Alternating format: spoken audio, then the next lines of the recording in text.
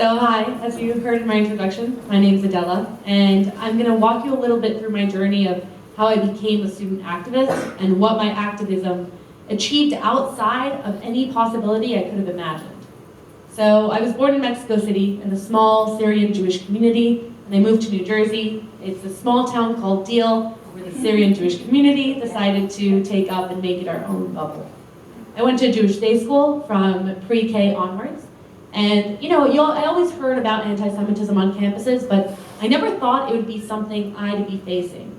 And as someone who, went to the Jewish day school, I had my synagogue, I had, my Jewish friends, I never thought that my own friends would tell me that Israel doesn't have a right to exist.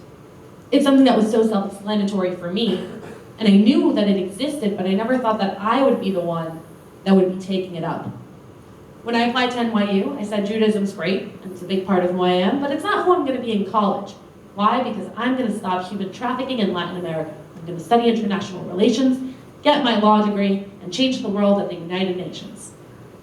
Then I got to NYU, and everything started off normal. I started my own radio show. I, started getting involved with Greek life. I joined Hall Council, and I was going to be this involved, stellar student. NYU was my dream school since I was in 4th grade. If you asked me what I wanted to be when I grew up, I would say I'm going to be a leader at NYU. And people didn't know what that meant.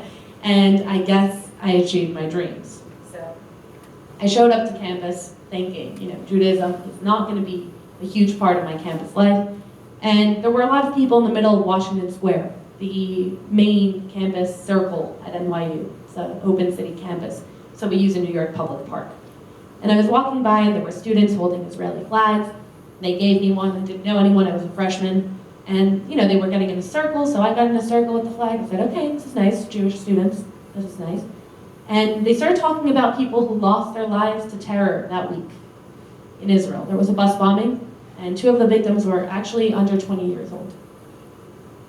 And I remember I stood there in that circle, holding my flag, looking around the circle, singing Hatikva with strangers.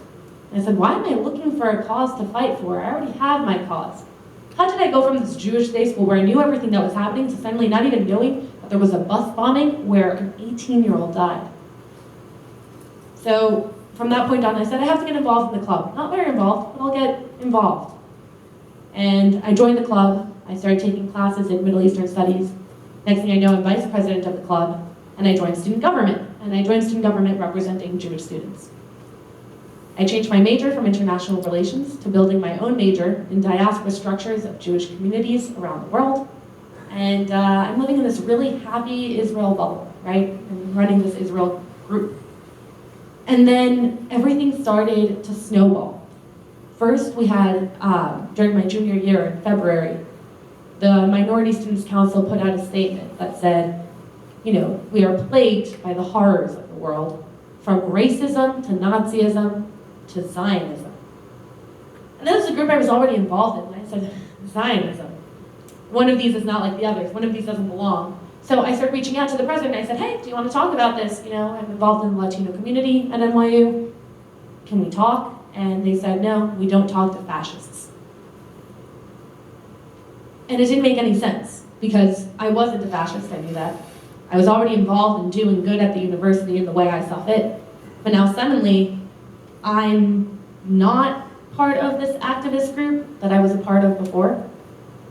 And, I was taking Arabic for 2 years. Why? Because my family's from Syria and from Lebanon, and my grandpa speaks in Arabic about Shabbat, and that's, we eat mekshi and mahmajin and all these foods from the Middle East because that's where my family comes from. But suddenly, I wasn't Middle Eastern enough. I would walk into my Arabic class, and people would look at me and say, oh, that's the Zionist. And I said, okay, things might be a little bit different. I'm going to go to the administration. And I set up a meeting with the school. I told them, look, I think that things are getting a little bit heated on campus. Maybe we should talk about this. They said, what do you want us to do? They just put Zionism in a list of things. They said they put them in a list of grievances. But for now, I just want the administration to know this is happening. Just, to keep a check on it. And within that same week, they released a resolution against our Tel Aviv campus. NYU has its own campus at Tel Aviv, NYU Tel Aviv. And this resolution on student government was calling attention to the fact that Israel is an apartheid state, and we should not have a campus in an apartheid state.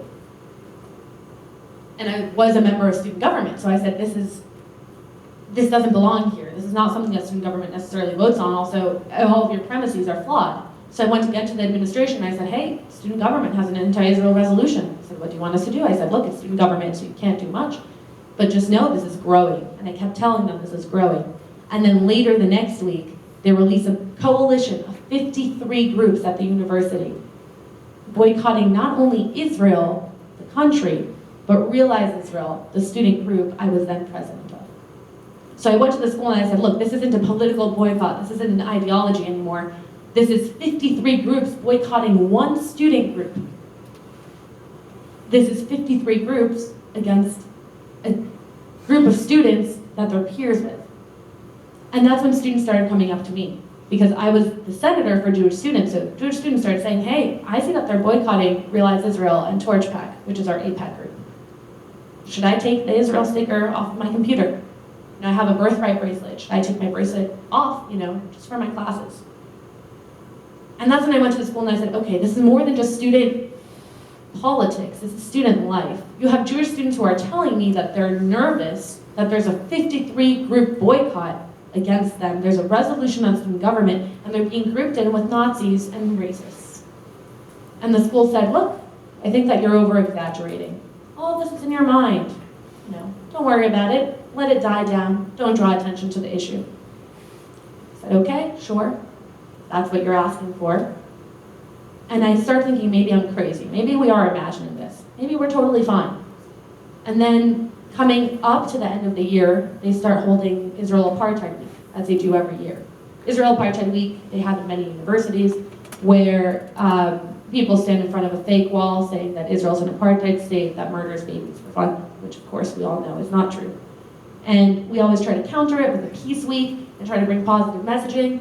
But this year was different than other years, because this year it wasn't just one group against us, it was 53 groups against us. And this year they decided to put assault rifles on their flyer, quoting George Habash, which created terrorism, saying, "You have nothing to lose but your chains, revolt." So at this point, they have assault rifles, a call to revolt and revolution, and they're boycotting us with 53 groups, and they're about to hold a week's worth of protesting, and that's when a lot of Jewish students, too many Jewish students, one is too many, but at this point I had half of the Jewish community at NYU coming up to me saying, we have to take off the stickers. We have to hide our birthright bracelets. Should I hide my Magen David? And I said, absolutely not. I went to the school and I said, I'm not imagining this. At this point, you have the whole community saying something's happening, and I've been telling you something's happening. You have to do something. They made them take down the flyer. I said, it's not about a flyer, it's about a sentiment. It's about campus polarization. And they said, no, we'll take down the flyer. You're right, the flyer's a little bit aggressive, but the rest, just don't draw attention. Okay, that's what you're asking me to do. And then we had a huge party for Yom HaAtzmaut in Washington Square. We don't have to pull up any of the links. I'll show some videos later and I can send them around. But yeah, I figured, don't worry about it. So what we've been doing for 4 years at NYU was holding a big party for Yom HaAtzmaut, hosted by the pro-Israel groups and the Jewish groups. Celebrating Yom HaAtzmaut, Israel's Independence Day, we'd get a DJ, the whole park would fill with students with flags. It was an open celebration, anyone can come. But this year I took some precautions, and I decided to call campus security to make sure they're there, and I called NYPD, because it is a New York public park. They always have police presence at these large events. Usually, they actually dance with us, police. They have a lot of fun with us. We have a huge party, we're giving out falafel, they take the falafel, we have a great time. But this year they knew that we told them there'd be a protest. They should keep their eyes open. And during this amazing Yom HaAtzmaut celebration, first thing we had was a student come up to the center, take an Israeli flag, light it on fire, drop it on the ground, and stomp on it. And then he just let it burn. And the Jewish students are just starting up to this big party, and they're just watching their flag burn on the ground. The police got in. Turns out you can't light a fire in a public New York park. That's illegal. And they arrested the student. We decided to keep going on. The police was a little bit more tense. We were a little bit more tense. Jewish students were keeping to the center of the party instead of going around passing out balloons as we usually do. We said, let's just keep it inward facing. And as we're singing Hatikvah all the way at the end, the last hour, we're singing Hatikvah in a big circle, we have an a cappella group on stage, and one student who was in 2 of my classes, before and after the fact, came into the middle of the circle, and halfway through Hatikva, he pushed the student, grabbed her arm, shoved her forward, and started yelling "Free Palestine" into the microphone. That student was also arrested because at that point he crossed the physical barrier. That was considered assault. I went to the school and I said, okay, I'm not imagining this. Now there's been a physical action. This time it was a push and shove, but it could be so much worse. And we shouldn't have to imagine how much worse it can be. There was a flag burning on the ground. There's been 2 arrests. NYPD got involved. What are you doing about it? And the school said, look, you're right. You let this go a little bit too far. But we have to be smart about the way we do things. We can't just make a public statement. We can't just kick students off. Let us do what we do. We'll do it quietly. And we ask from your end that you make sure students don't draw attention to the issue. And I said, you're telling me you're going to take action. Because I'm telling you students want to take legal action. The whole Jewish community was horrified. A freshman girl that wasn't even involved in Israel advocacy, she was just in the Jewish a cappella group that performs at Shabbat at Hillel. A Jewish student girl had to face the brunt of an attack because you didn't do enough. And my community's angry, but if you're telling me that you're going to take action, if I make sure my side doesn't draw attention, then I'll make sure that happens. And the school called me to my personal cell phone. Don't know how they got it, but they said, look, Adela, yes, we're going to take the actions we have to take. Don't draw attention. And I said, okay. And I went throughout the year. During the summer, they asked me not to post on my personal Facebook or on my organization's Facebook. They asked my friends not to draw live attention. And they said, you know, what were you expecting? You were having a public celebration in Washington Square Park with Israeli flags. You knew that you'd have some pushback. I said, I guess maybe you're right. And I kept it quiet. The next fall, we had another anti-Israel resolution with BDS. We had pushes coming from every academic department, from students and from some faculty, to boycott Israel and to boycott our Tel Aviv campus. And I said, you know what, the school said they're handling it, so we'll do what we can, but I trust the school. And I kept meeting with the school saying, this isn't a problem with 2 students who took actions into their own hands. This is a problem with an organization that, when they get 2 arrests, they camped out at the courthouse to support their comrades. So this isn't 2 students, this is a whole organization saying, yay. So it's not that physical actions and violent actions are even alarming anymore, they're being celebrated. And the school told me, yeah, we understand. Just let us handle it quietly. And I trusted the school. And not even a year after the arrests, the school decides to give the same anti-Israel hate group, Students for Justice in Palestine, the President's Service Award, which is the highest honor you can get as a student on campus, as an organization on campus, for exemplary behavior and contributions to NYU life. And that was like slapping me in the face. That was saying, oh, you know everything your group went through? Because of this group, guess what? We praise them. They're exemplary. Every single NYU group should behave like them. Oh, they got 2 arrests for harassing you. Oh, they physically assaulted a student. You know what? That's exactly what we consider presidential service behavior. So I started calling all the administrators. I had been sent at the beginning of the year from one to the next to the next to the next. When I started meeting with people originally to say, hey, something's starting up, students are feeling unsafe, they sent me from Student Affairs to Center for Student Life, Student Conduct, to Public Safety, to Center for Multicultural Education, and I spoke to every single administrator I was sent to. I kept a great paper trail. Every time that one person sent me to someone else, I added them to a chain and said, thank you for meeting with me. On the chain I have, insert all the administrators I met with. I'd spoken to 8 administrators in 5 different campus departments. And after this award was given, not a single one answered any of my calls. Students kept coming up to me, Jewish students, saying, hey, we saw this award, are we doing anything about it? I said, what is there to do?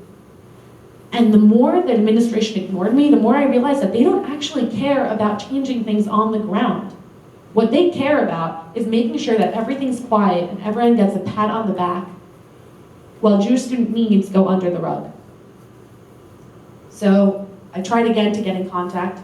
Actually went to the vice president's office and sat outside until he came out and said that he was very busy. Said, please, you have to meet with me. Said, look, I'm very busy. I can only meet you the first week of May. Told him, look, that's in a month. You can't meet with me sooner. He said, no, I'm extremely busy. And I walked out and I said, okay, I graduate the 2nd week of May. So what they're trying to do is get me to graduate, and that way the problem goes away, because there's a 4-year turnaround. So if every 4 years you have a new set of students in the door, if there's ever a problematic student, you just wait for them to graduate, and then the problem goes away. The issue is that if you only have 4 years on a campus, then the 4-year turnaround means that your 4 years were horrible. So I walked out of there and I got in touch with lawyers. They had already prepared a lawsuit from when we had the physical assault and the flag burning. I said, hi, it's Adela, Realize Israel, we spoke last year. I think we're ready to move forward with it. But I decided to do it differently. I wasn't going to do a class action with everyone who was at the park who was angry. I was going to do it personally from me. Why? Because I was a Middle Eastern Studies major. I was studying diaspora communities. I used to be Adela from the Arabic class from Mexico and Lebanon who likes knafe, and then I became the Zionist. When I was senator for Jewish students on student government, there was a town hall right before the assaults. And I was there as a senator. And after the town hall, I started to see people en masse around me. And then they started yelling. It was me and the vice president of student affairs, the one that kept telling me I was exaggerating. And at first they were just yelling at him, and then at one point when a mob amassed, and it was about 30 people with the first row, the second row, the third row were students on chairs looking in, that's when the vice president was able to slip out. He said, I have somewhere to be, and we just slipped out, and I stood in the middle of that circle. In high school I was very involved in everything. I was on student government, president of my 8th grade class, I was editor-in-chief of the yearbook, trial model, you name it. In college, I was vice president of my sorority, I was very involved, but never in my life have I felt small and helpless. I sat there in the middle of a circle where people were yelling and yelling and yelling things. At one point they said, we're so glad that you're a proud Zionist. We're so glad that everyone knows that you, Adela, are pro-Israel.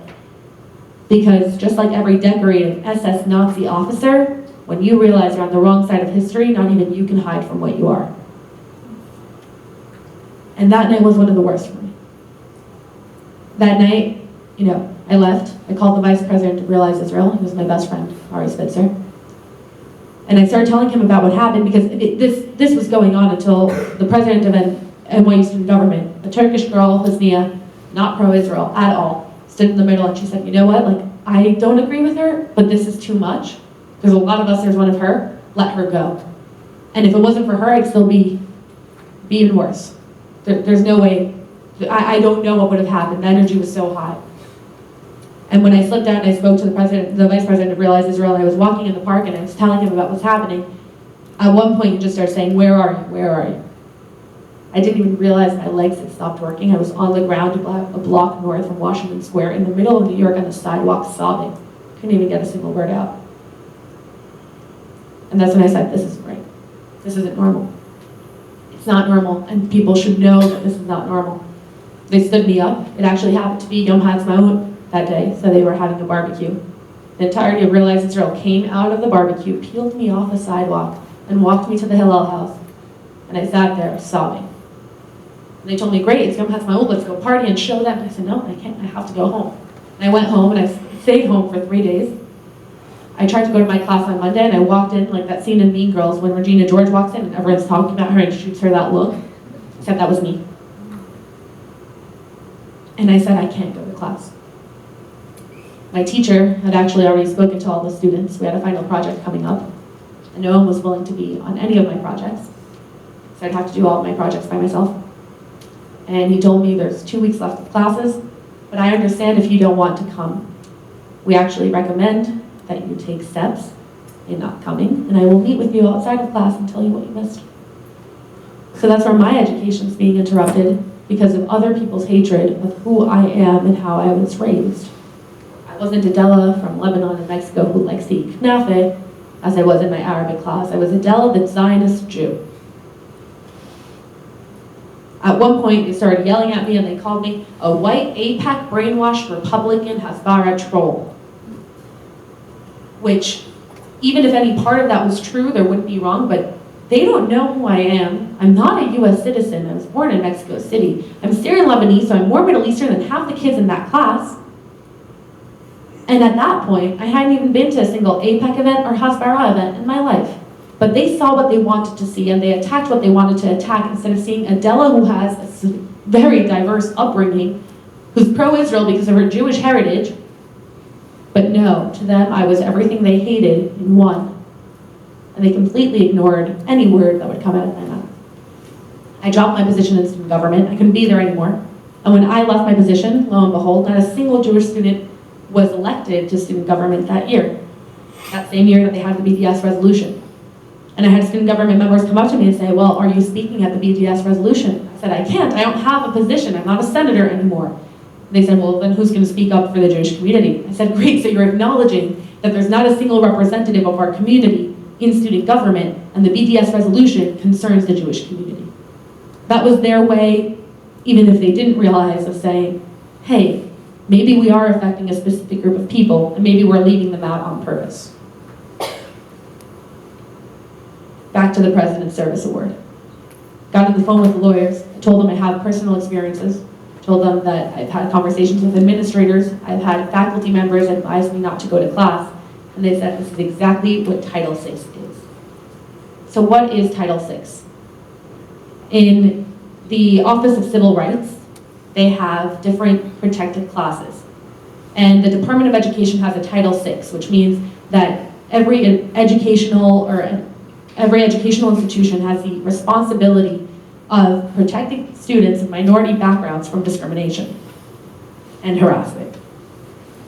So the way that it works is that you file a complaint, you tell them your experiences, they open an investigation, and if the school is found at fault for either allowing discrimination to occur, not preventing discrimination when they know it will occur, or not addressing the aggrieved community correctly once discrimination occurs, then they can lose their federal funds because they're not in accordance with the Bill of Rights.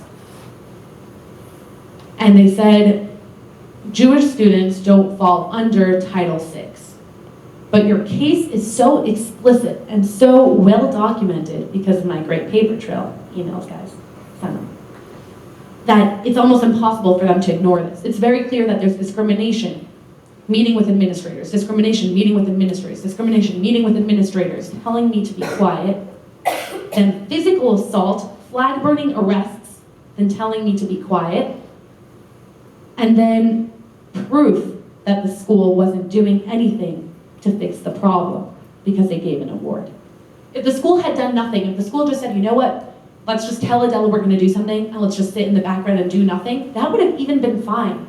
I would have said, okay, things are a little bit bad, but at least they're not worse. But instead they were empowering negative action.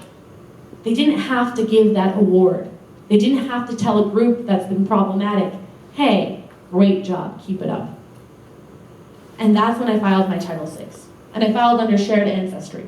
Why? Because I'm a Jewish student. I was in that park for Yom HaAtzmaut. Why? Because we were celebrating our shared ancestry. Whatever that means.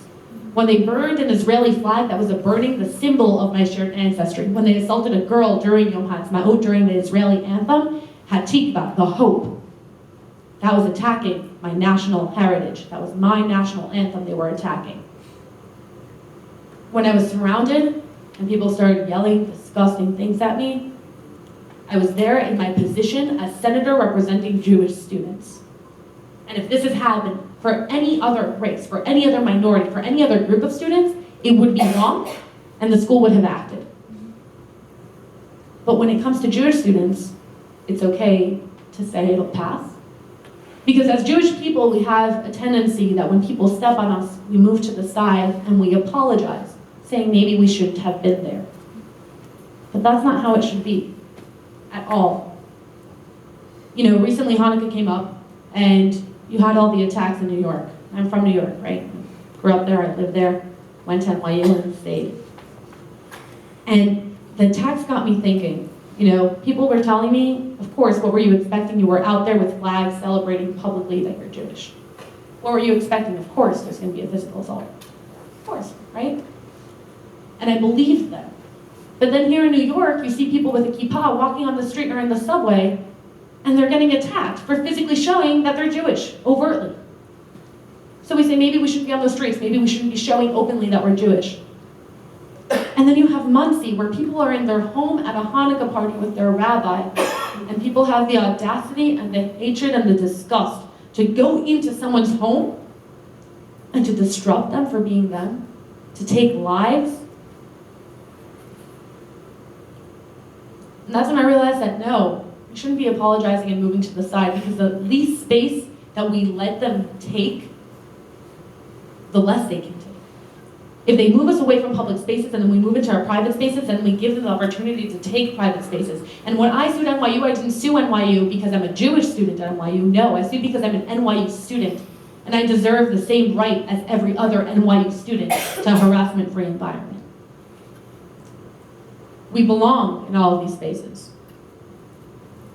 When I speak, people come up to me and say, wow, thank God I didn't go to NYU. Thank God I'm not going there. Thank God my kids don't go there. And I say the exact opposite. We belong there. We shouldn't let people decide where a Jew can and cannot feel comfortable, because that's when you let anti-Semitism win. There's schools that have bad anti-Semitism. They also have great Jewish communities. And if we keep saying Jewish students can't be at NYU or Jewish students can't be at Columbia or Berkeley, then we're letting them take those spaces. And we belong in academia, we belong in higher education. And this should be true for every single other group and race. We all belong wherever it is that we'd like to be, and our identity shouldn't hold us back from being there. And with Hanukkah, I was thinking recently, there's two things that we do that mark Hanukkah, right? There's the menorah, which is a public display where you publicize a miracle. You put it on your window and you say, look at this, I'm publicizing a miracle. And there was this dreidel, a sevivon, that the Jews played in the cave while people were passing by, so they can say, no, we weren't learning Torah, we weren't being Jewish. We're just playing with the dreidel. We're just playing a game. And there are two things that we do on Hanukkah, but the Torah, the mitzvah, the commandment, only goes to one. And that's the menorah. That's the public display. Yes, Jewish people have been persecuted and harassed. And there's been times where we have to retreat and hide. But the commandment, the pride, is to stand in front with your menorah and say, no, I'm publicizing this because I belong here. And after I went through all of this, I started speaking at different schools. I started speaking at conferences. I wanted to get as much press as possible to say, Jewish students deserve protection. That's always been my claim. And then in December, I was given the opportunity to stand on stage with President Trump, where he introduced not only my case, but gave me the opportunity to speak myself about what I went through. And that was the biggest platform I could have ever imagined. That instead of people who hear me at conferences messaging me, it became an international thing. I've had students in Mexico saying, you're the Mexican Jew that stood next to Trump. And you spoke about how Jewish students deserve representation. How can I do this in my country? People started telling me about things that they went through in their high school and colleges. Some things worse than what I went through. And no one had told them that that was wrong. They were like, oh yeah, one time, I was leaving my dorm and someone called me a dirty Jew bastard and shoved me. And then, I was a little bit scared, but I didn't know what to do. I told them, hey, that's physical assault. You have a claim. And I realized I'm inspiring a lot of people. 3 days later, Judaism's added to the Title VI protections. So at that point, it's not just telling Jewish students you're explicitly protected, it's also telling schools that they have to take us seriously. It's telling schools that when you have anti-Semitism, you have to act because it's something that's protected, just like race, just like nationality. Because had I been the only black girl in a class of white people and no one would partner with me because I was black, that would be racism, that would be wrong. And the school should have stepped in and said, that is wrong. The school should have acknowledged that student and said, hey, you're being singled out because you're different, you're a target because you're different, guess what, you're protected. But for Jewish students, for some reason, we're saying, no, well, maybe we shouldn't be protected. Maybe it's okay if they treat us like this. We'll just stay to the side. We have Yeshiva University right next to NYU. Why don't we just go there? Why? Because that's not how it should be. I'm very proudly a Mexican citizen. I'm very proudly a Canadian citizen. Long story. I wasn't born there, but they gave it to me anyway. I'm very proudly a resident of New York. I'm very, very, very proudly an NYU graduate. And this has become my life's work. I now work for a Maccabee Task Force. We're a small organization that works behind the scenes in helping students advocate on their campuses, giving them whatever resource they need in terms of guidance, if they need a speaker to come, and we let the students take the reins. We say, you know your campus best, you can advocate for it best. And that's how my life entirely changed. And I was representing Jewish students at the United Nations for 2 years as the official delegate for Jewish youth. So you guys don't even know, but I was representing you at the UN. You're welcome. I was the first Jewish representative in the youth for the United Nations. And now we have set up a system where we have every year a Jewish representative in the minority councils for the United Nations, in the global faith councils for youth at the United Nations. There will always be a Jewish representative because we should always make sure that we're being represented. If there already exist these spaces for protection or these spaces for voices, why do Jewish students think that they shouldn't be part of it?